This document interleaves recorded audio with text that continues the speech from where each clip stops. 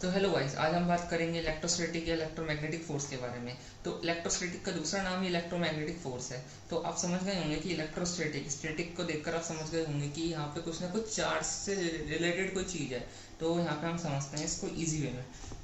तो जैसे कि ये हमारी दो बॉडीज़ हैं, अगर इन पे कुछ ना कुछ चार्ज हो और ये कुछ दूरी पर रखी हो तो ये एक हमारी एडिशनल फोर्स को एक्सपीरियंस करती है, जिसको हम कहते हैं इलेक्ट्रोस्टैटिक या इलेक्ट्रोमैग्नेटिक फोर्स।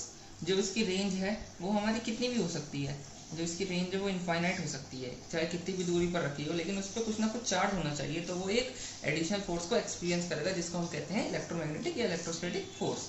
तो इसी के बारे में हम कुछ पॉइंट्स लिख लेते हैं। जो इसकी रेंज होती है वो इनफाइनाइट हो सकती है। जो ये फोर्स होता है ये हमारा अट्रैक्टिव और रिपल्सिव नेचर दोनों का हो सकता है।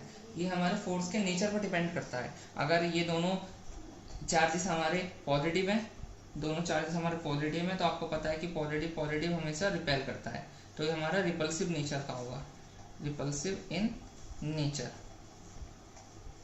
अगर ये हमारा पॉजिटिव और नेगेटिव, अगर एक हमारा पॉजिटिव है और एक अगर हमारा नेगेटिव है, तो ये हमारा अट्रैक्टिव इन नेचर होगा, अट्रैक्टिव इन नेचर। ये हमारा कंजर्वेटिव फोर्स होता है। कंजर्वेटिव फोर्स क्या होता है? कंजर्वेटिव फोर्स वो होता है जिनका वर्क डन डिपेंड करता है इनिशियल और फाइनल पोजीशन पे।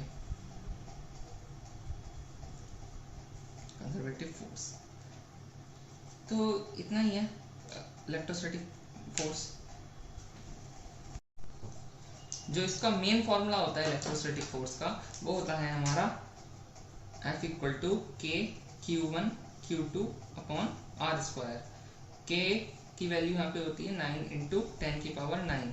Q1 Q2 यहाँ पे चार्जेस हैं और आर स्क्वायर यहाँ पे डिस्टेंस है, F यहाँ पे हमारा इलेक्ट्रोस्टैटिक फोर्स है। तो ये मेन फॉर्मूला हो गया F इक्वल टू के Q1 Q2 upon are square.